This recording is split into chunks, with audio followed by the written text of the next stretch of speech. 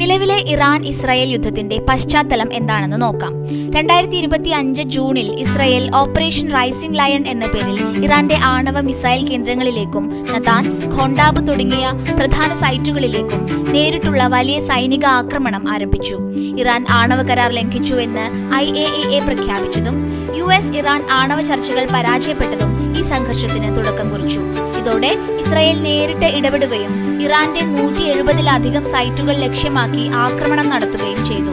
നിരവധി ഇറാൻ സൈനിക ഉന്നത ഉദ്യോഗസ്ഥരും ആണവ ശാസ്ത്രജ്ഞരും കൊല്ലപ്പെട്ടു. ഇറാന്റെ മിസൈൽ എയർലി വാർണിംഗ് സംവിധാനങ്ങൾ ഭാഗികമായി തകർത്തു. ഇറാൻ തിരിച്ചടിയായി 200-ലധികം ബലിസ്റ്റിക് മിസൈലുകളും 100 ഡ്രോണുകളും ഉപയോഗിച്ച് ടെൽ അവീവ്, ജെറുസലേം തുടങ്ങിയ ഇസ്രായേൽ നഗരങ്ങൾക്കും എനർജി ഇൻഫ്രാസ്ട്രക്ചറിനും നേരെ ആക്രമണം നടത്തി. ഇരുപക്ഷത്തിലും സാധാരണക്കാർ ഉൾപ്പെടെ നിരവധി പേർ കൊല്ലപ്പെട്ടു. ഇസ്രായേലിൽ ഹൈഫ, തമ്ര തുടങ്ങിയ സ്ഥലങ്ങളിൽ മരണങ്ങൾ റിപ്പോർട്ട് ചെയ്തു. സംഘർഷത്തിന്റെ അടുത്ത ഘട്ടത്തിൽ US നേരിട്ട് ഇടപെട്ട് ഇസ്രായേലിനൊപ്പം ചേർന്ന് ഇറാനിലെ ഫോർഡോ, നതാൻസ്, ഇസ്ഫഹാൻ തുടങ്ങിയ പ്രധാന ആണവ സൈറ്റുകൾ ബങ്കർ ബസ്റ്റർ ബോംബുകൾ ഉപയോഗിച്ച് ആക്രമിച്ചു. ഈ യുദ്ധം ആഗോള എനർജി വിപണിയിൽ വലിയ സ്വാധീനം ചെലുത്തി.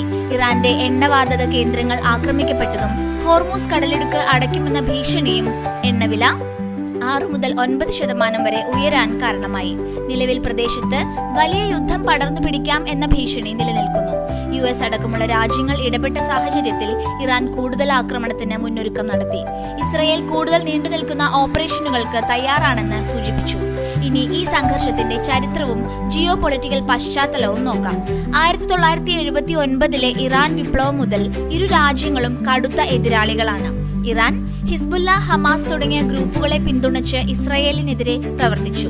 പ്രാദേശിക ആധിപത്യം, മതപരമായ വ്യത്യാസങ്ങൾ, ആണവ ഭീഷണി എന്നിവയാണ് ഈ സംഘർഷത്തിന്റെ മൂലകാരണങ്ങൾ.